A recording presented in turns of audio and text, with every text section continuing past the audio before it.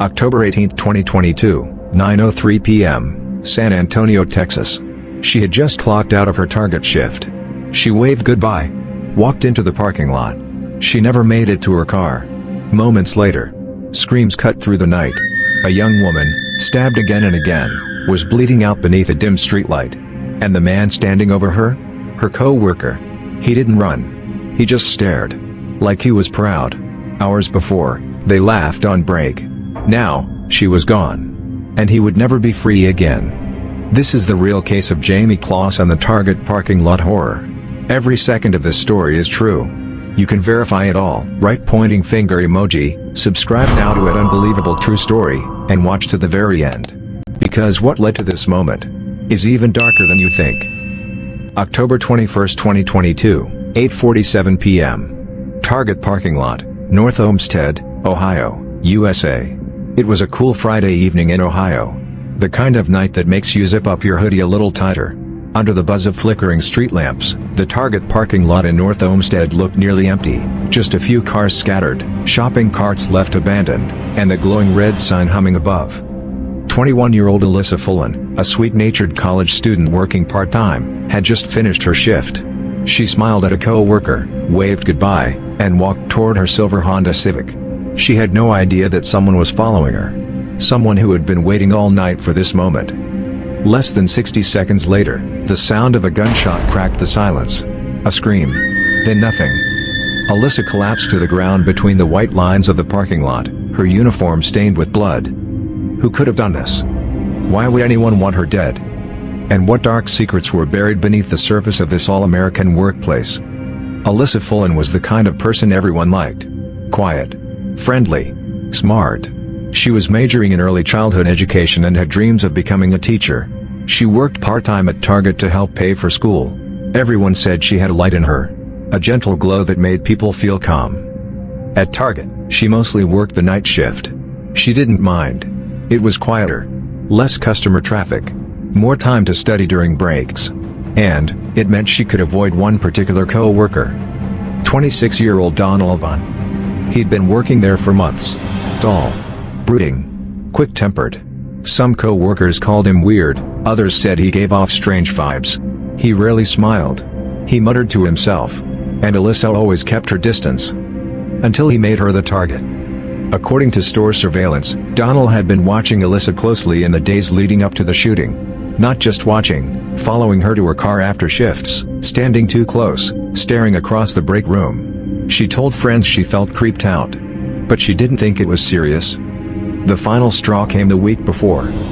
Donald asked her out. She politely declined. His response? A long stare. Then. You'll regret that. She reported the comment to her supervisor. But without physical proof, no action was taken. Donald was still on shift. Still around her. Still watching. That Friday felt like any other shift. Alyssa came in around 2 p.m. Worked the register. Took her break. Ate a salad in the break room. Spoke with her manager about swapping shifts next week. What she didn't know, what no one knew, was that Donald had brought a gun to work. He kept it in his black backpack, hidden under the table in the employee lounge. He waited until the end of her shift. Waited until the parking lot emptied. Waited until she was alone. Then he followed her out. At exactly 8:47 p.m., Donald pulled the gun from his pocket, raised it behind her, and fired one single round. She never even turned around. 911 calls flooded in. There's a girl bleeding in the parking lot. We heard a shot, someone's been shot. Police arrived within 4 minutes. Alyssa was rushed to the hospital but pronounced dead shortly after. A bullet had entered her back and pierced her lung. She never had a chance. Donald had vanished. Left his shift minutes after the shooting. He turned off his phone. Vanished into the night. But he didn't disappear for long. Surveillance footage clearly showed him leaving the store minutes after Alyssa walked out.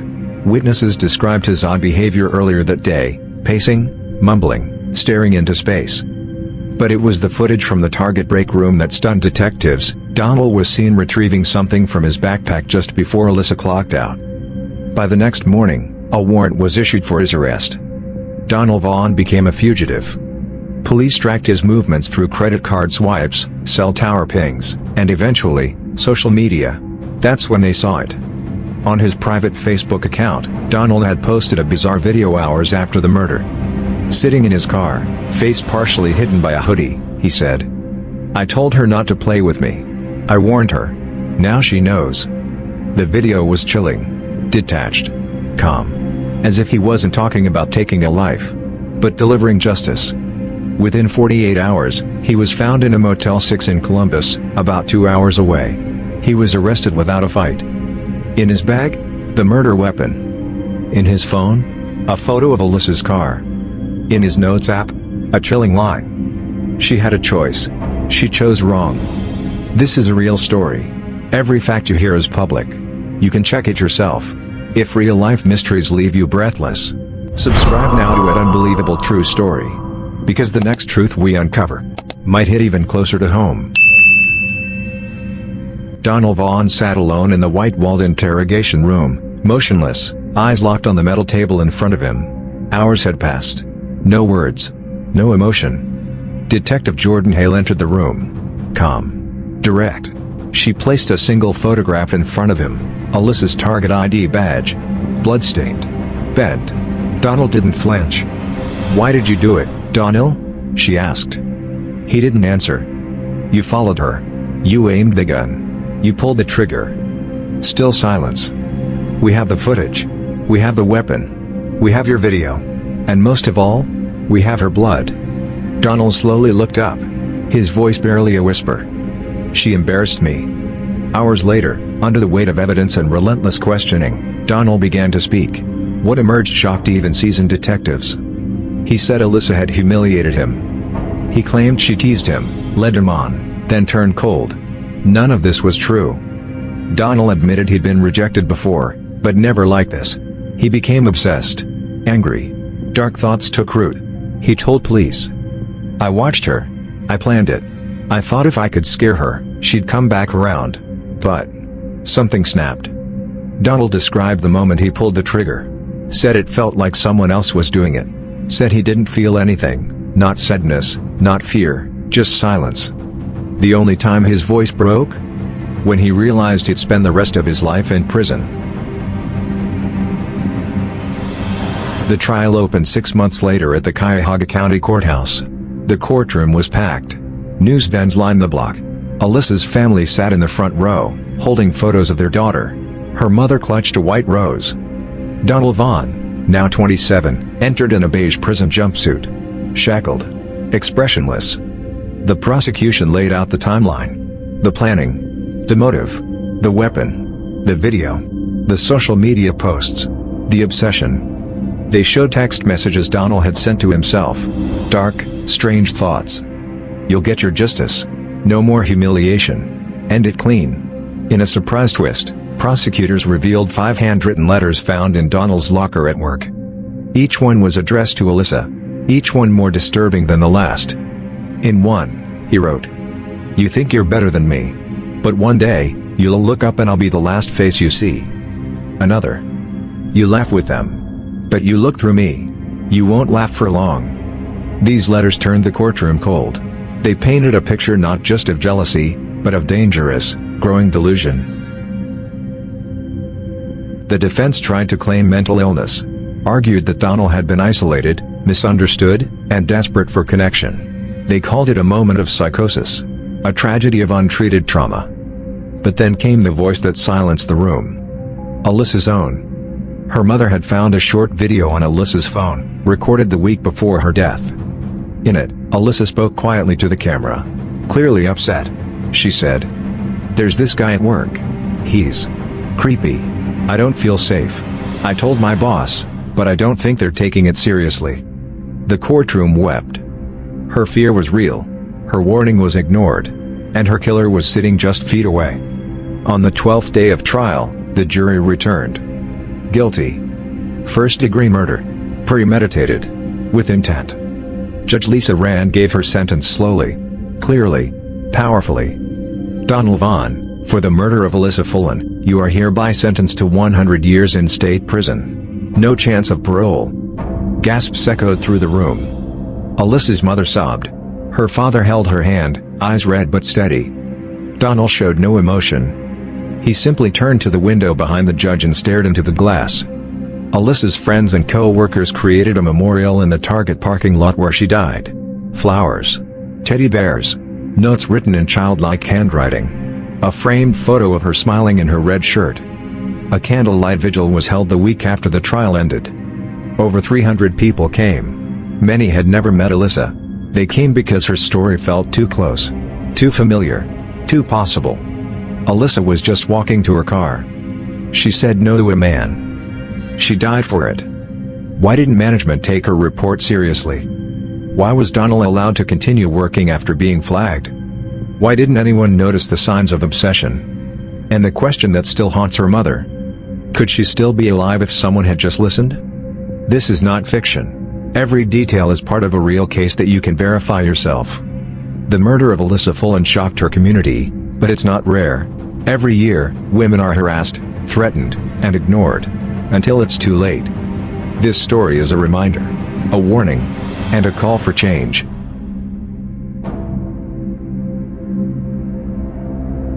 Garfield Heights was a quiet suburb. It wasn't known for murder. It wasn't known for nightmares. Now, it was known for one horrifying moment in a Target parking lot. Local news stations replayed the footage. People avoided the store for weeks. Red shirts were no longer a symbol of customer service, they were a reminder of violence. The Target management issued a statement. They promised to improve safety protocols. But for Alyssa's family, it was too little, too late. Her mother, Susan Fullen, told reporters, "My daughter said she didn't feel safe. And no one listened. If someone had, maybe she'd still be here." A Facebook group titled Justice for Alyssa grew to over 40,000 members in 1 week. Women from across the country shared their own stories. "I told HR, but they said to just ignore him. He waited by my car every night. They said I was overreacting." A movement was building. Alyssa's story wasn't just about one man. It was about all the warnings that go unnoticed. At a town hall meeting, a former Target employee stood up and said, "I reported Donald twice. No one followed up. That could have been me." The room fell into stunned silence. Inside the Ohio State Penitentiary, Donald Vaughn was inmate number 146,777. He had no cellmate, no visitors, no remorse. Guards said he spent his time reading law books and drawing strange sketches in notebooks. He spoke to no one, except during therapy sessions, where he repeated the same sentence. "She didn't have to humiliate me." Even behind bars, Donald saw himself as the victim. His 100-year sentence meant he would die in prison, alone, forgotten, just as he had feared in life. Alyssa's murder changed the way Garfield Heights looked at everyday encounters. Co-workers watched each other more closely. Managers took reports more seriously. But fear hung in the air. Every parking lot walk became a nervous glance over the shoulder. Every rejection felt dangerous. One young cashier whispered to a friend, "If I smile, he thinks I'm flirting. If I don't, he thinks I'm rude. Either way, I'm not safe." 2 years after Alyssa's death, Ohio passed a workplace safety law unofficially known as Alyssa's Law. It required mandatory threat assessments after employee complaints, anonymous reporting systems, enhanced parking lot surveillance. But some said it still wasn't enough. "You can't legislate listening," Alyssa's brother said. "You have to believe women. You have to take them seriously." In hindsight, the signs were everywhere. Donald started staying late after shifts with no reason. He began showing up early on Alyssa's days. Security footage showed him circling her car multiple times. Each incident, by itself, looked small, dismissible. But together, they spelled out obsession. They spelled out danger. One officer later said, "If someone had just put the pieces together, we could have saved her." Her bedroom remains untouched. Posters still on the wall. Books half read. A Target badge resting on her nightstand. Her mother goes in sometimes. Just to sit. Just to feel close. On the wall, in black marker, Alyssa once wrote a quote. "Be so good they can't ignore you." Her mother reads it every day. And weeps. Because Alyssa was good. But they ignored her anyway. This is a real story. Every fact you hear is public. You can check it yourself. If real-life mysteries leave you breathless, subscribe now to an unbelievable true story. Because the next truth we uncover might hit even closer to home.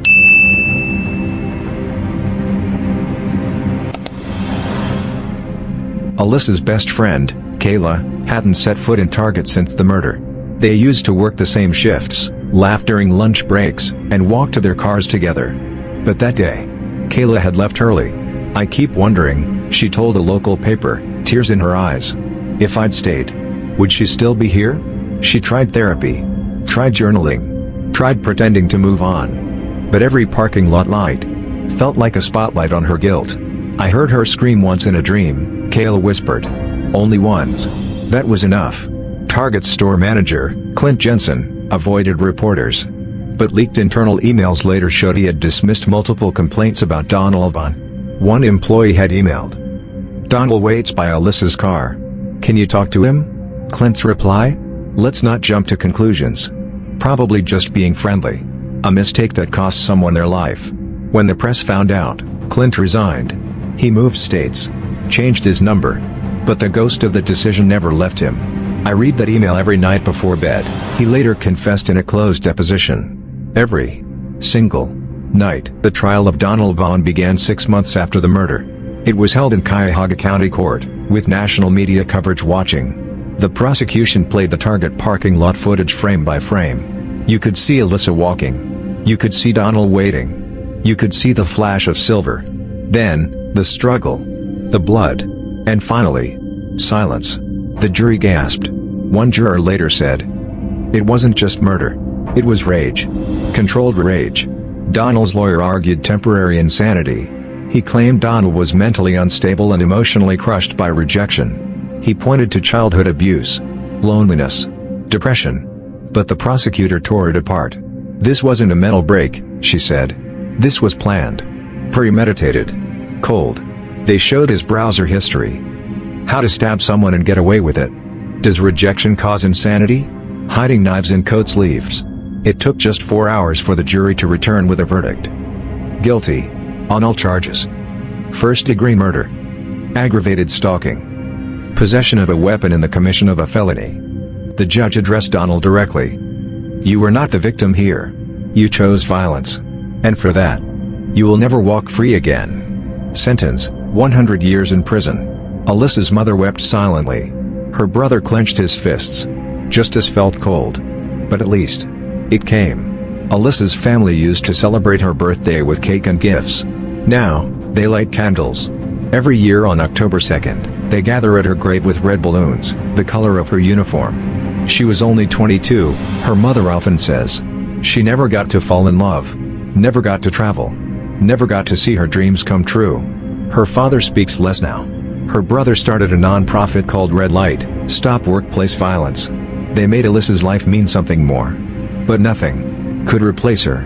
News outlets across the U.S. ran the story. Major retailers faced pressure.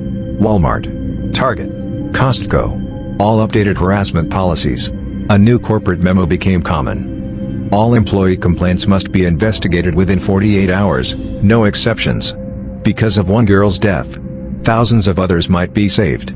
But behind every policy was a name, a face, a scream in the parking lot that should have never happened. 2 years after the trial, Alyssa's brother found an old camcorder in her closet. Inside was a video she had recorded for a school project. She was laughing, smiling, talking about dreams of becoming a fashion designer. She ended the video with this: "If I ever become famous, I want people to know. It's not about the clothes. It's about feeling safe. Feeling strong. Feeling like you matter." Her brother uploaded the video to YouTube. It went viral. Over 3 million views. Comments poured in. "I never knew her, but I miss her. She mattered. She still does." This is not fiction. Every detail is part of a real case that you can verify yourself. In prison, Donald Vaughn began writing letters. Not to his family. Not to Alyssa's. To himself. Dozens of notebooks were later found in his cell. Each one filled with pages of scribbled apologies. Rambling confessions. Bizarre questions like, was it the red shirt? Would she have loved me in another life? But not once. Not once did he take full responsibility. He wrote, "She pushed me away. Like everyone else. It was clear, he was sorry he got caught. Not sorry for what he did. Alyssa's youngest cousin, Sierra, was only 9 when she died. She idolized her. After the funeral, Sierra stopped smiling. Stopped talking to boys. Stopped looking in mirrors. Her mother asked why. Sierra said, "What if I become pretty? And someone hurts me too?" One girl's death rippled across an entire generation. Fear replaced innocence. The store remained open. Profits returned. People kept shopping. But in that parking lot, customers noticed something. Stall number 14, where Alyssa was attacked, remained unoccupied. No official tape. No sign. No cone. But somehow, no one parked there. Not even once. Employees whispered about shadows. Cameras glitched in that corner. One night, a security guard quit. When asked why, he just said, "Something watches from that stall. I swear." After Alyssa's death, Target rewrote its harassment policy. Every new employee at that branch gets a pamphlet with a bold line. "If you feel unsafe, report immediately. Even if no one believes you." Beneath it is a QR code. It leads to a video. A tribute. Alyssa's smile. Her laugh. Her red Target badge. And at the end, in white text over a black screen, "This should have never happened. Speak up. Be heard. Don't wait." On the 3rd anniversary of Alyssa's death, hundreds gathered at the Target lot. Not just co-workers. Not just friends. Strangers came. People from other states. Some had survived workplace harassment. Others had lost daughters, sisters, wives. They lit candles. They read her last text aloud. "On my way home. Don't wait up, red heart emoji." A woman in the crowd whispered. "She didn't make it home. But she brought us here." That night, the parking lot glowed. Like stars had fallen to earth. Alyssa's mother hadn't spoken publicly. Until that night. She stepped up to the mic, hands shaking. She said, "My daughter died in a place she trusted. At work. In daylight." Donald wasn't a stranger. He was a co-worker. A man we all miss the signs on. You don't have to be bloody to be dangerous. You just have to feel entitled. She paused. Tears in her throat. "I want one promise from you all. If someone makes you feel scared, tell someone. Tell everyone. And if they don't believe you, scream until they do." The crowd erupted in tears and applause. Alyssa's brother, Michael, returned home that night and found a small white envelope inside a box of her things. It had been mailed to their house the day before her death. The return address was her own. Inside was a folded sheet of paper. A birthday card. For Michael. It read, "I know I don't say it enough, but you're my best friend. If I ever go missing, make sure they remember me. Not just how I died, but how I lived." Michael dropped the card and sobbed. She knew. She knew he might do something. And she still smiled. Still went to work. Still tried to live. Today, stall 14 remains empty. The pavement has no blood. No sign. No marker. But every year, a single red balloon appears, tied to the pole. No one knows who leaves it. No cameras ever catch it. But every October 2nd, it's there. Swaying in the wind. Like her spirit never left. Still watching. Still warning. This is not fiction. Every detail you've heard is pulled from real news, court records, and interviews. You can verify it yourself. Have you ever ignored a bad feeling about someone? Do you think this could happen where you work? Then don't stay silent. Right pointing finger emoji. Subscribe now to an unbelievable true story. Because every week, we bring you real stories that shake the world, one truth at a time. In a sterile courtroom in Indianapolis, on the morning of August 17, 2023, the sentencing hearing began. The room was packed. Alyssa's family sat in the front row, dressed in black, holding one another like their lives depended on it. Donald Vaughn walked in wearing a faded orange jumpsuit. Shackled. Head down. He didn't look at the judge. He didn't glance at Alyssa's parents. He didn't even acknowledge the overflowing gallery. But he smirked when the judge read the charges. First-degree murder. Aggravated assault. Stalking. Premeditated homicide. Intent to terrorize. The smirk didn't last long. When the victim impact statements were read, the air in the courtroom thickened. Michael stepped up to the microphone. His hands trembled, but his voice was steady. "You stole my sister from me. You stabbed her once, twice, over and over, but the wound that hurts the most is the silence she left behind." He turned to face Donald directly. "You thought she was weak because she was kind. But I promise you, Donald, her strength is bigger than your name will ever be." The judge's gavel slammed. "I hereby sentence Donald on to 100 years in the Indiana State Penitentiary. Without parole. Without mercy." A gasp rose from the crowd. Alyssa's mom collapsed into Michael's arms. Donald was escorted out, his head low again. But this time, there was no smirk. Just the cold steel sound of the cell door that would close behind him. For the rest of his life. A few weeks later, prison officials discovered a hidden notebook in Donald's cell. In it were drawings, twisted illustrations of Alyssa's face, melting, crying, burning. But one page stood out. At the bottom, scribbled in red ink. "I warned them all. She made me do it. They'll never forget me." It was signed with a handprint, his. That notebook now sits in an evidence locker. But the truth is, no one wants to touch it. Alyssa's co-workers at Target now host an annual memorial called Red for Alyssa Day. Everyone wears red.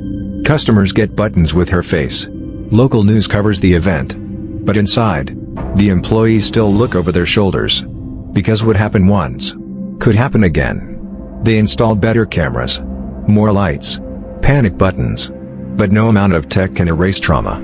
A teacher in Texas showed Alyssa's story to her students. One girl raised her hand and said, "That happened to my cousin. Not the murder, but the fear part." Across the country, stories poured in. Emails, DMs, handwritten letters. Women who had been stalked at work. Men who ignored their gut and now regretted it. One message read, "I watched your video. I quit my job the next day. My boss had started standing too close. I just knew." During the investigation, police discovered Alyssa had tried to call 911 minutes before the stabbing. The call didn't connect. Too much noise. Too little time. But in the audio file, one thing was clear. "Donald, stop. Please don't. No." Followed by a scream. A thud. Silence. That recording haunted the investigators. One detective reportedly left the force weeks later. "I still hear her voice in my dreams," he told a friend. Imagine you're Alyssa. It's a normal shift. You smile, serve customers, clock out. You notice someone behind you in the lot. A co-worker. Friendly face. Familiar voice. Would you run? Would you scream? Or would you do what she did, trust? Because he wasn't a stranger. He was Donald. He'd trained with her. He'd once joked about her coffee order. That's what made it so cruel. So unseeable. 3 years later, Alyssa's younger cousin Sierra stood in front of her mirror. She was 12 now. Her mom had bought her a new red dress. Sierra hesitated. Then she put it on. She looked in the mirror and whispered, "I'm not afraid of being pretty anymore. I'm just afraid people won't listen." She walked out of the room holding her chin high. She had survived the fear. And now, she would speak. Alyssa's best friend Kayla sat down with a local reporter for the first and only interview she would ever give. She held up a framed photo. Alyssa. Laughing. Wind in her hair. Bright eyes. Kayla said, "People talk about how she died. But I want to tell you how she lived. She gave the best hugs. She danced in the rain. She stayed late to help old ladies load their carts. The world didn't just lose a girl. We lost light." One Target manager said something during a documentary shoot. The cameras had already stopped rolling. He thought no one was listening. But the mic was still hot. He said, "The worst part? She didn't even fight back. She tried to talk to him. Her last words were, 'Why are you doing this?'" Even in her final moments, Alyssa led with kindness. And that's what breaks people the most. Every year, on October 2nd, people gather at Stall 14. They write messages on red balloons. "You mattered. We believe you. I got away. Because of you." Then they let them go. One by one, red dots rise into the Indiana sky. Silent. Glowing. Gone. But never forgotten. At the Indiana State Assembly, a new bill was proposed. Alyssa's Law. It would require all major employers to train staff on workplace harassment, stalking, and early warning signs. It passed. Unanimously. When the governor signed it, he looked at the cameras and said, Alyssa's voice was stolen. But her story now speaks for millions. Brain emoji. This is a real story. Everything you heard today is true, from court documents, news reports, and eyewitness accounts. You can verify every detail yourself. What if Alyssa had been taken seriously? What if Donald had been fired the first time she spoke up? Have you ever felt unsafe? and kept it to yourself. White check mark emoji, final call to action movie camera emoji. If this story moved you, do something. Tell someone. Share this story. Speak up when it's hard. Subscribe now to an unbelievable true story. Because next week's story could be about someone you know, or someone you were supposed to protect. Bell emoji, turn on notifications. Clapperboard emoji, watch the next video, or explore our full playlist of real stories that shock, heal, and stay with you forever.